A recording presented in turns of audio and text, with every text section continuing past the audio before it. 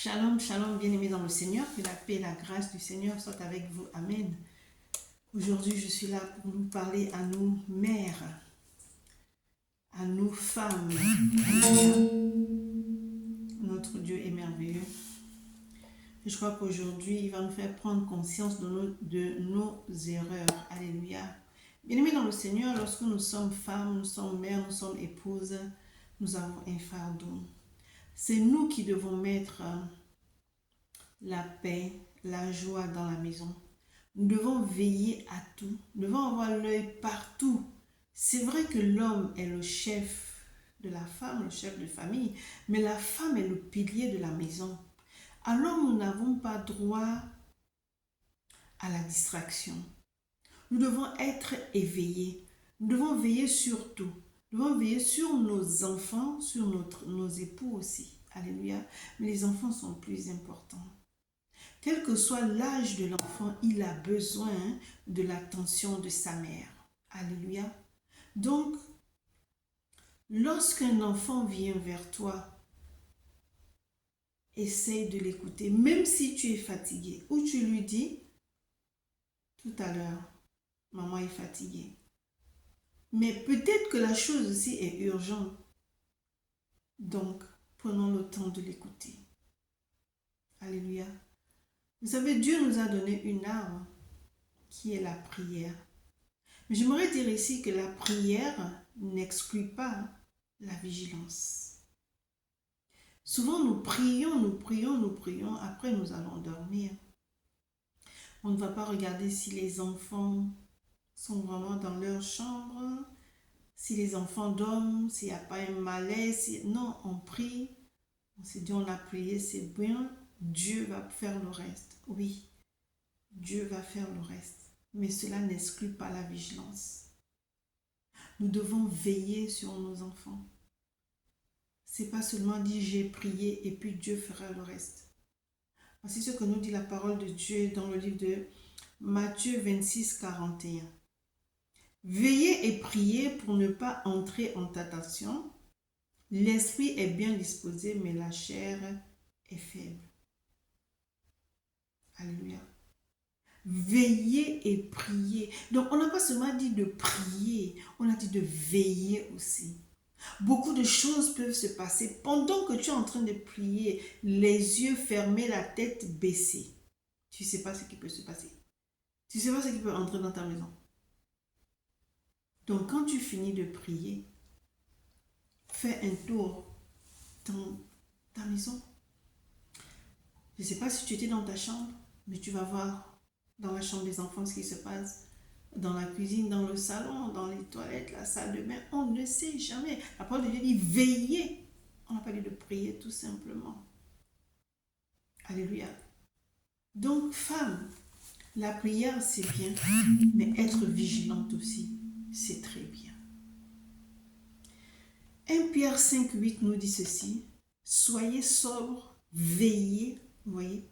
Votre adversaire, le diable, rôde comme un lion rugissant, cherchez qui il va dévorer. Il est très subtil, le malin. C'est pour ça que je vous ai dit que la prière n'exclut pas la vigilance. Alléluia. Donc, femme, la vigilance doit être ton partage. Que la distraction ne soit pas ton partage. Vous voyez, aujourd'hui, nous entendons beaucoup de choses dans les écoles. Depuis la maternelle jusqu'à, quand on est déjà au lycée, on est grand, mais à la maternelle, vous voyez ce qu'on enseigne à nos enfants. Toi, tu te lèves le matin, tu pries pour ton enfant, tu déposes ton enfant à l'école. Ton enfant, c'est ton bébé, c'est ton chouchou, c'est ton tout. Donc, il y a des petits noms que tu donnes à l'enfant. Quand ton enfant est avec toi, c'est un bébé. Mais lorsque l'enfant est à l'école, il est au même rang que les adultes. Parce qu'on leur enseigne la masturbation, on leur enseigne la pornographie. Bien, mais si ce n'est pas encore arrivé dans vos villes, dans vos écoles, ça va arriver.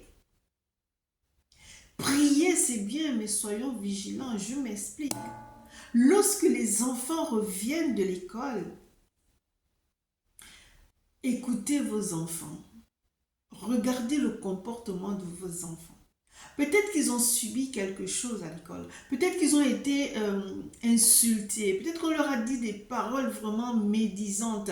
Peut-être qu'ils ont eu un cours qui les a dérangés parce qu'ils ne sont pas prêts. Ils ont une seule envie, c'est de rentrer à la maison et de parler aux parents. En général, ce sont les femmes qui vont chercher les enfants à l'école. Donc, tu es la première personne que l'enfant voit. Et donc, l'enfant veut te parler, tu dis, non, non, non, je suis fatiguée, je n'ai pas le temps. Mais tu ne sais pas ce qui s'est passé. Peut-être qu'en te parlant, là, tu l'écoutes, tu risques, tu peux écarter le danger. Ce n'est pas parce que nous prions que rien ne peut nous arriver. Non. Tu pries parce que tu as prié, parce que tu as trempé ton enfant dans le sang de Jésus. Il y a eu un danger, il a été écarté. Amen. Mais maintenant, laisse l'enfant t'expliquer. Écoute l'enfant. Sois vigilant. Mais non, les parents, femmes, vous êtes devenus des femmes, des mères démissionnaires, des parents démissionnaires. Vous savez, l'éducation des enfants nous incombe. L'école enseigne. L'école n'est pas là pour éduquer. L'école n'est pas là pour éduquer. Ils vont enseigner nos enfants, mais l'éducation nous incombe. Mais il y a des parents qui laissent tout à l'école. Tout à l'école. Et vous savez qu'aujourd'hui, l'école ne travaille plus seule. L'école travaille avec les services sociaux. L'école travaille avec beaucoup d'autres services. C'est-à-dire qu'il y a je ne sais pas moi, une grande batterie derrière qui regarde comment est-ce que les enfants viennent à l'école, quel est le comportement des enfants et tout. Et vous vous étonnez quand ces assistantes sociales débarquent chez vous parce qu'elles travaillent avec l'école, avec les directeurs et directrices d'école. Comment se comportent ces enfants? Pourquoi ils sont toujours en retard? Pourquoi les enfants sont sales? Pourquoi les enfants sont maigres? C'est comme si cet enfant ne mange pas. Bien-aimé dans le Seigneur, quand tu te lèves le matin, tu douches ton enfant et tout, au lieu de mettre l'enfant devant la télé pour suivre les dessins animés, fais manger ton enfant. Des fois, tu n'as qu'un enfant, mais prends le temps avec cet enfant. Vous finissez de vous laver, même si tu ne prends pas toi le petit déjeuner, mais tu assistes ton enfant, tu te rassures que le petit déjeuner que tu as mis sur la table, il l'a mangé, au lieu qu'il passe son temps à regarder des dessins animés, et quand il est l'heure, vous allez en courant, l'enfant n'a pas mangé, et il est fatigué le long de la journée. Voilà pourquoi certaines écoles donnent le petit déjeuner aux enfants parce qu'ils ont remarqué qu'il y a des enfants qui ne prennent pas le petit déjeuner. Si tu ne prends pas le petit déjeuner le matin, mais pour un enfant, c'est le repas le plus capital quand même pour tenir toute la journée. Mais vous êtes devenus des parents démissionnaires, incapables d'éduquer vos enfants, incapables de prendre soin de vos enfants. Vous laissez tout dans les mains des instituteurs. Mais voilà pourquoi ils vont jouer aussi avec vos enfants. Vos enfants seront insultés à cause de vous. Vos enfants seront rejetés à cause de vous. Un temps soit peu, soyons conscients, soyons responsables de nos enfants. Il se passe trop de choses. Le monde est trop dangereux. Il ne suffit pas seulement de prier. Il ne suffit pas seulement de prier, soyons vigilants. La prière n'exclut pas la vigilance, bien-aimés dans le Seigneur. Chère dame, chère mère, les enfants ont besoin de leur mère. L'amour d'une mère est une source de vie pour les enfants. Les enfants ont besoin de vous, mère. Il y a des parents qui ne douchent même pas leurs enfants le matin avant d'aller à l'école. Tu enlèves le pyjama et puis tu ne laves même pas le visage de l'enfant. On sent que l'enfant n'a pas été douché. Mais est-ce que vous savez ce que l'enfant subit à l'école? Les enfants sont très moqueurs entre eux.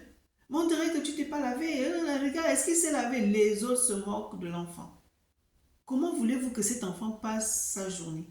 Dans les pleurs. L'enfant est humilié. Et quand il vient le matin, et quand il revient de l'école, il a envie de parler à sa mère. Mais la mère n'a pas le temps. Voilà pourquoi je dis qu'il y a des parents qui sont démissionnaires. Vous n'allez pas laisser toute la charge à l'école. Veillez sur vos enfants. Les enfants ont besoin de nous. Vous savez, quand les enfants reviennent de l'école, ils ont besoin de parler. Ils ont besoin de raconter leur journée. La journée peut être très bonne comme elle peut être mauvaise. L'enfant a envie de vous raconter ce qui s'est passé, comment ça s'est passé avec son enseignant, comment ça s'est passé avec ses camarades et tout. Il a envie de parler. Mais toi, mère, tu n'as pas le temps. Vous savez, une mère a des responsabilités plus que l'homme. Je ne dis pas que les hommes n'ont pas de responsabilité. Ce sont eux les chefs de famille, mais la mère. Tu dois veiller sur tout. Tu dois être au courant de tout ce qui se passe dans ta maison. Tu dois savoir ce que tes enfants font. Donc ça veut dire qu'il faut veiller. La prière ne suffit pas. Tu pries pour que Dieu te donne la force. Tu pries pour que Dieu te donne la sagesse. Parce que bien aimé dans le Seigneur, quand tu ne pries pas, une mère qui ne prie pas, quand les enfants crient à gauche, à droite, ce sont des injures qui sortent de sa bouche. Vous criez, vous insultez, ce sont des gros mots. Donc quand tu te mets à prier, tu dis Seigneur, donne-moi des mots d'amour pour mes enfants. Pas insulter, pas crier, ça ne sert à rien. Si tu ne fléchis pas tes genoux, comment tu auras la force? Il dit, venez à moi, vous tous qui êtes fatigués et chargés, et je vous donnerai du repos. Mais si tu ne vas pas te décharger auprès de Dieu, si tu ne décharges pas tes fardeaux, tu ne fais que les accumuler, tu es fatigué au point où tu n'as pas le temps de t'occuper de ta famille. Donc les enfants font tout et n'importe quoi. Les enfants n'ont aucune surveillance. Il y a des mamans qui sont mères au foyer. Mères au foyer, je tire mon chapeau aux femmes qui sont au foyer. C'est un travail en plein temps.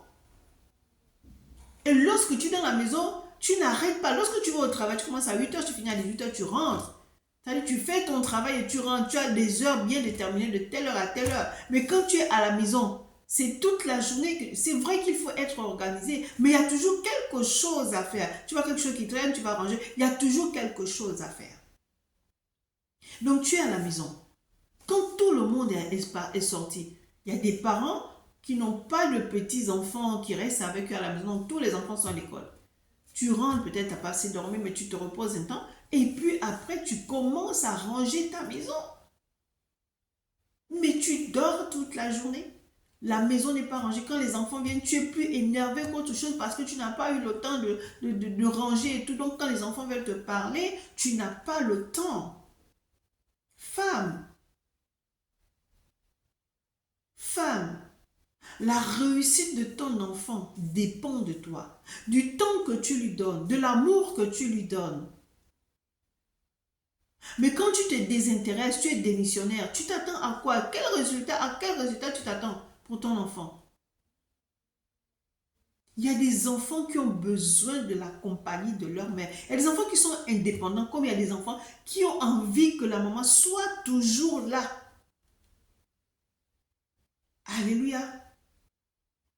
Vous voyez, le danger n'est pas seulement dehors. Amen. Le danger est aussi à la maison. On leur apprend, oh my God, Seigneur merci. On leur apprend la théorie à l'école. Comment il faut embrasser, mais c'est théorie comment? On leur dit qu'ils peuvent jouer avec leur corps. On leur dit qu'ils peuvent changer de sexe. On leur dit que si tu ne te sens pas bien en tant que femme, tu peux changer de sexe. Tu fais comme un garçon, tu t'habilles comme un garçon, tu parles comme un garçon parce que c'est ton identité. Ça veut dire que Dieu s'est trompé quand il t'a créé femme. Dieu s'est trompé quand il t'a créé homme. Alors tous ces enseignements-là leur sont donnés à l'école. Bien aimé dans le Seigneur, quand il y a théorie, il y a pratique. Tu vas pas seulement vivre avec la théorie. Il faut que tu pratiques ce qu'on t'a enseigné. Alléluia. Alors ils viennent à la maison. Entre frères, ils peuvent mettre ça en pratique. Qu'est-ce qu'on n'a jamais vu? Toi, tu es seulement là à la prière, tu n'es pas vigilant. Tu ne regardes même pas le comportement des enfants. Et il y a des parents, des pères pervers. C'est le Seigneur qui m'a révélé ça. Qui sont au courant qu'on enseigne ce genre de choses aux enfants à l'école depuis la maternelle et tout. Et un jour, tu n'es pas là. Il va parler avec son enfant. Qu'est-ce qu'on vous apprend à l'école? Il y a des pères pervers, vous n'allez pas me dire le contraire. On a commencé à dire, on t'a appris ça, mais on peut essayer. Oui, oui, vous n'allez pas me dire le contraire.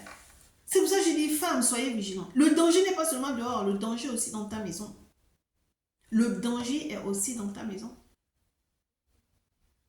Tu connais tes enfants, tu connais ton mari. Je n'ai pas dit que tous les pères sont pareils, hein. Non. Il ne faut pas déformer mes propos. Mais il y a des pères. Est-ce qu'aujourd'hui, il n'y a pas des pères qui violent leurs enfants? Hein? Donc, ce système-là va être instauré dans l'école, mais il faut la pratique. Et la pratique se fait pas dehors. Ça peut se faire à la maison. Entre frères, entre sœurs, entre père et enfant. Oui.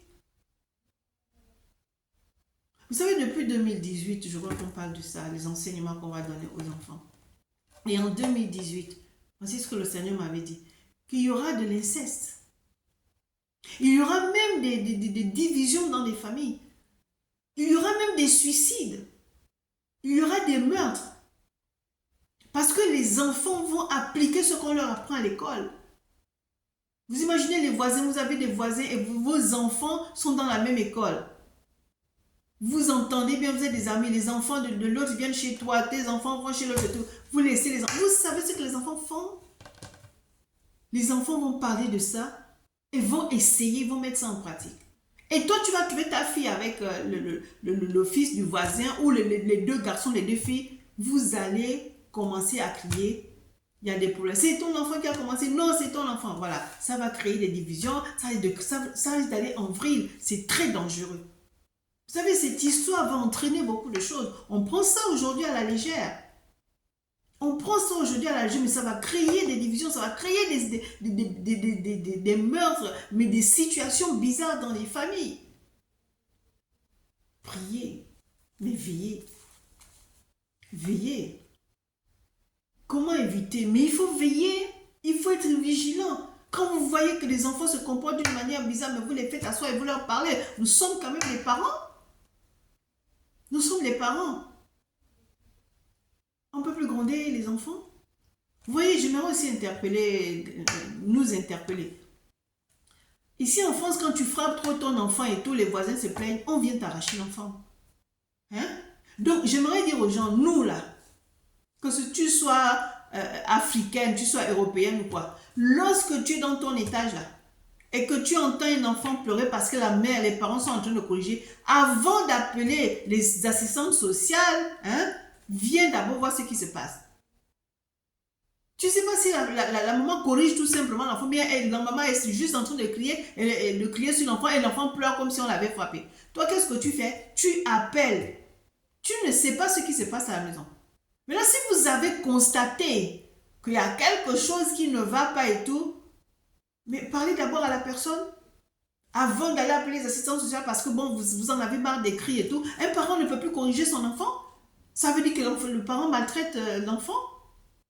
Arrêtez aussi.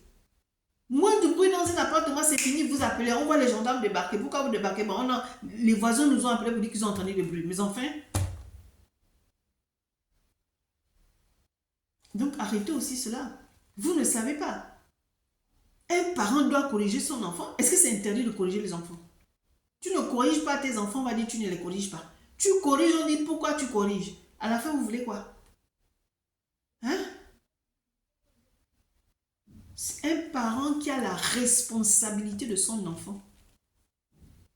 On ne t'a pas dit de taper l'enfant au point de lui casser le bras ou la main. On ne t'a pas dit d'insulter l'enfant tous les jours parce que c'est trop. Il y a des parents aussi qui passent leur temps à insulter. Tu es là, tu insultes, mais tu irrites l'enfant. Tu irrites l'enfant. On dit, parents, n'irritez pas vos enfants. De la même manière que les enfants doivent obéir à leurs parents, honorer leur père et leur mère, nous aussi, nous devons prendre soin de nos enfants au lieu de les irriter. Et il y a des parents aussi qui comparent leurs enfants. Regarde ton frère, regarde ta soeur. Ou qui comparent leurs enfants avec les amis. Regarde ton ami, regarde le voisin, regarde la voisine. Est-ce que c'est une bonne chose ça? Pourquoi est-ce que tu compares ton enfant aux autres? Il faut arrêter ça. Il faut arrêter. Arrêtons de comparer nos enfants. Aimons nos enfants, parlons à nos enfants, discutons avec nos enfants. Vos histoires de non, c'est tabou, c'est tabou. C'est tabou à la maison, mais à l'école, c'est plus tabou. Alors, veillez sur vos enfants. Alléluia. Bien-aimés dans le Seigneur, notre Dieu est merveilleux, notre Dieu nous aime. Quand il voit qu'il y a quelque chose qui ne va pas chez nous, quand il voit qu'il y a quelque chose qui ne va pas chez ses enfants, il interpelle par sa parole. Alléluia. Alors arrêtons d'être des parents démissionnaires et puis ne prions pas seulement, mais veillons aussi. Alléluia. Que Dieu vous bénisse. Amen.